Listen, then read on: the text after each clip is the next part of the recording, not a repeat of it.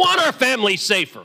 12 million illegal immigrants were allowed to come into this country, and that was deliberate. It was not an accident. It was not negligence. It was a deliberate choice that Joe Biden and Kamala Harris and Alejandro Mayorkas and every Democrat senator and House member made. And yet, not a single Democrat is here celebrating that. Not a single Democrat is saying, thank you that our families are safer. They don't want our families safer. The Democrats have decided instead to fly. What would you do if the person who murdered your child was led into this country on purpose? What we just watched in that Senate hearing was not just politics. It was a funeral for the truth, for the law, and for American lives that should still be here today. I'm not here to sugarcoat it. I'm here to say what the media won't, what the left won't, and what Joe Biden never will. Our country is under invasion. And it's deliberate. This is the Prodigy Unfiltered. For 4 years under Joe Biden and the Democrats, this country witnessed an invasion at our southern border. It is an invasion that has no precedent in the history of our country. 12 million illegal immigrants were allowed to come into this country, and that was deliberate. It was not an accident. It was not negligence. It was a deliberate choice that Joe Biden and Kamala Harris and Alejandro Mayorkas and every Democrat senator and House member made. They looked at 12 million illegal immigrants and they saw what they believed would be future Democrat voters, and they were willing to allow Americans to be murdered, American women to be raped, American children to be brutalized by violent criminals day after day after day. In his first 71 days in office, President Biden released 184,241 illegal immigrants. That was a decision. By the way, it was a lawless decision. Federal immigration law says they shall be deported. No president has ever done what this administration did, which is say, we don't care about the law. We are all about partisan politics, and we're going to let them all go. And God help the communities we release them into. His first 71 days, Joe Biden averaged 2,600 releases per day. Let's compare that to the same 71-day period in 2025 under President Trump. Joe Biden, 184,241. Donald Trump, 9. Not 9,000, not 900, 9. That is a 99.995% reduction. At the State of the Union address, Democrats did something else unprecedented. They decided they wouldn't stand for the president. They wouldn't applaud for the president. The only thing they would do is emanate hate and rage for the president of the United States. So Alexis Nungury was at the State of the Union address. I've gotten to know Alexis well, the mother of Joselyn Nungury, a beautiful 12-year-old girl raped and murdered in my hometown of Houston. The Democrats sat there and wouldn't applaud for the mother whose baby girl was taken from her. President Trump at the State of the Union address said last year Joe Biden stood before Congress and said he could not secure the border unless Congress passed new legislation. And as President Trump pointed out, it turned out we didn't need new legislation, we just needed a new president. You look at gotaways. Under Joe Biden, over 3 million gotaways. Who are gotaways? They're the most concerning of all of the 12 million that came into this country, because gotaways are the illegal immigrants we know were here. We see signs of them, we see tracks, but they didn't turn themselves in. Gotaways are much, much more likely to be murderers, much more likely to be rapists, much more likely to be child molesters, much more likely to be gang members, much more likely to be terrorists. Under the Biden administration, CBP was instructed at the southern border, be on guard for Hamas and Hezbollah and Palestinian Islamic Jihad terrorists coming across the border. Why? Because they've declared jihad, and because the Biden open border policies extended a red carpet for anyone that sought to do harm. Now, if you look at what the Trump administration has done, it didn't just slow the bleeding, it turned it around. Daily border encounters down 93%, encounters with gotaways down 95%, illegal alien crossings down over 99%. These are historic, the biggest improvement in border security in the history of the United States of America. And yet, not a single Democrat is here celebrating that. Not a single Democrat is saying, thank you that our families are safer. They don't want our families safer. The Democrats have decided instead to fly down to El Salvador and have margaritas with MS-13 gang members. I genuinely don't understand that.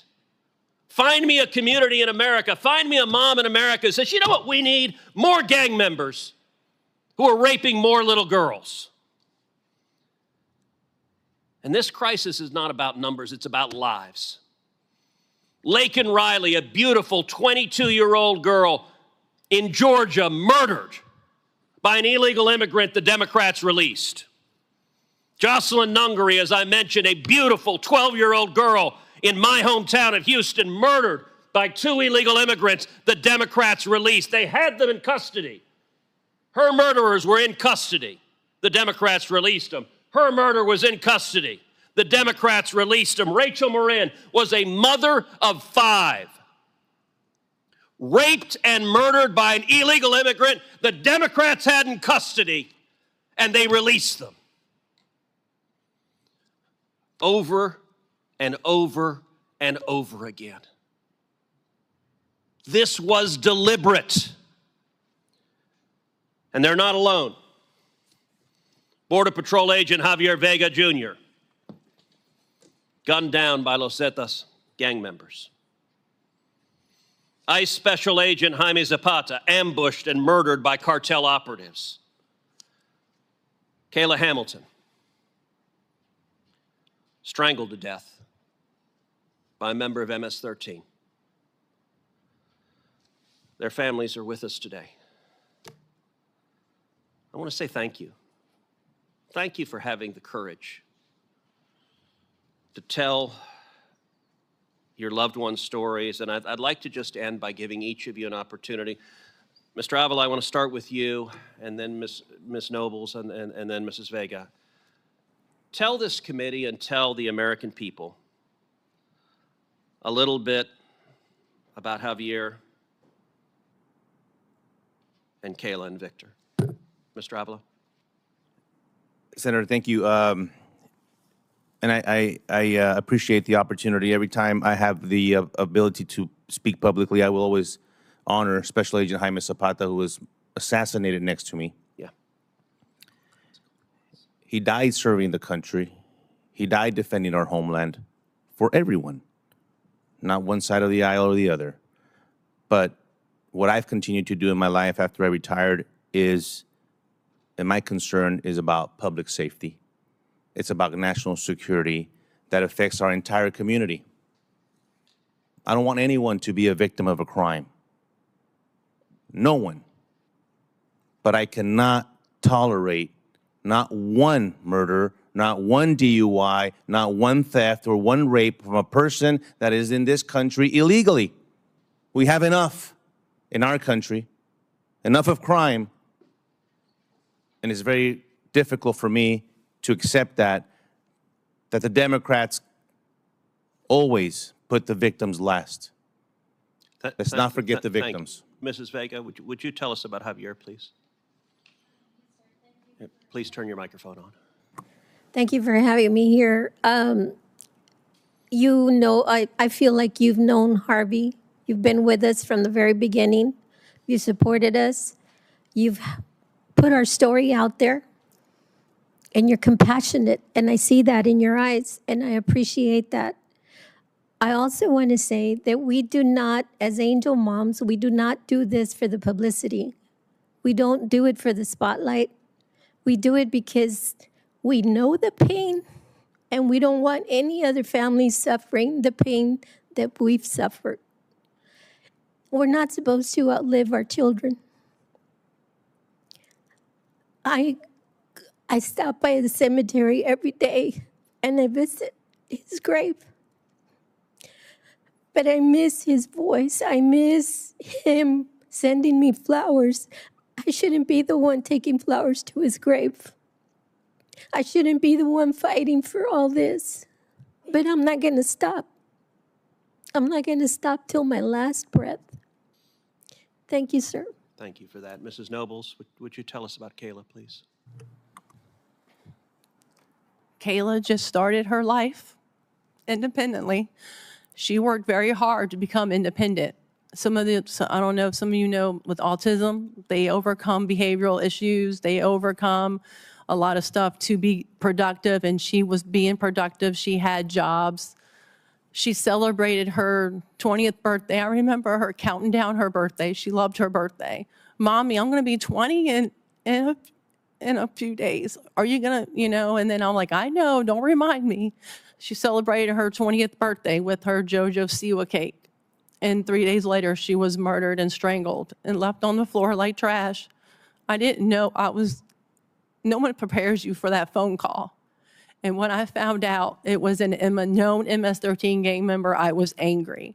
How in the world can that come into this country, that monster enter into our country? And I made it that day when I learned to continue on the path to bring justice to Kayla and also for the safety of others. Nothing prepares you on burying your child that hadn't had a chance to get married, have children, and she just bought a car before she was murdered, and nothing prepares you for that. And I'm going to continue fighting for Kayla and for others and the safety of others, because we do not know who had come across the border. They were not vetted and background checked. And another thing is, how many of those UACs that came across the border were gang members? We don't know.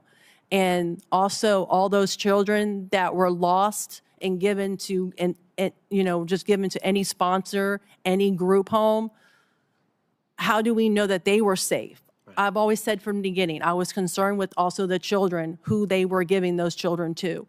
They allowed her murderer to leave the sponsor's house. He left.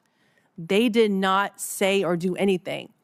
3 months after Kayla was murdered, when he was going to high school and Child Protective Services, ORR filed a missing teen report on her murderer 3 months after she was killed.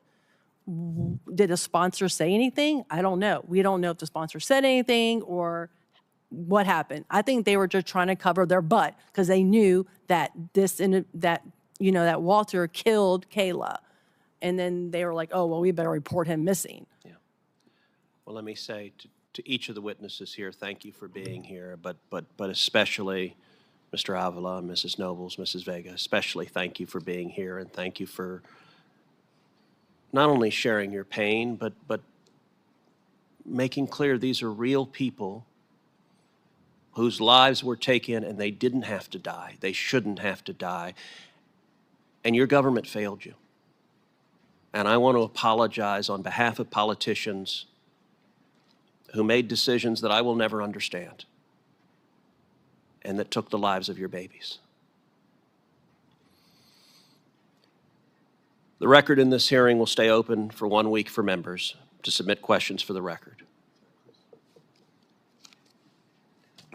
Senator Cruz, I see you're moving towards adjournment of this hearing. I know Senator Cornyn, as chairman, had a chance, a second round, to ask some questions.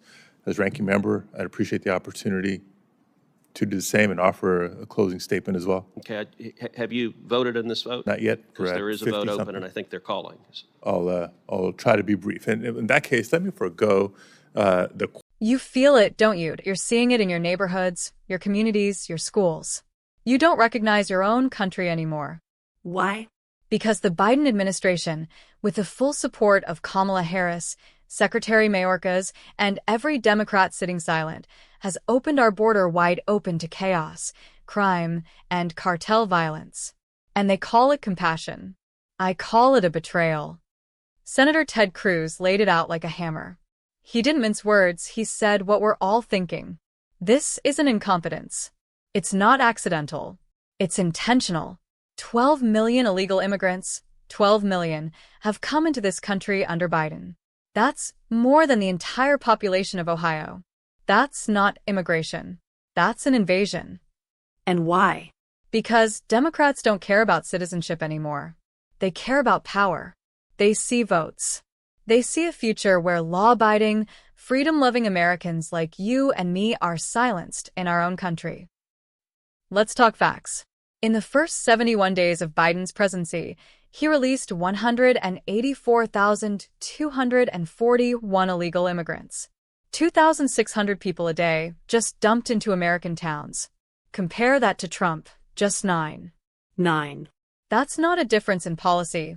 That's a difference in whether you believe in protecting America or selling it off. Trump didn't just secure the border. He made the cartels fear the border. He brought illegal crossings down over 99%. The numbers speak for themselves. Biden reversed all of that within weeks, and the consequences have been deadly. Then came the most heartbreaking part of the hearing. We heard from real Americans, angel moms, fathers, families torn apart because the federal government, our government, didn't do its job. Kayla Hamilton, murdered by an MS-13 gang member placed with a sponsor by our own government. Joselyn Nungury, a 12-year-old girl brutally raped and murdered by illegals that were in custody and then released. These aren't statistics. These are American daughters, mothers, sons. And they should still be here.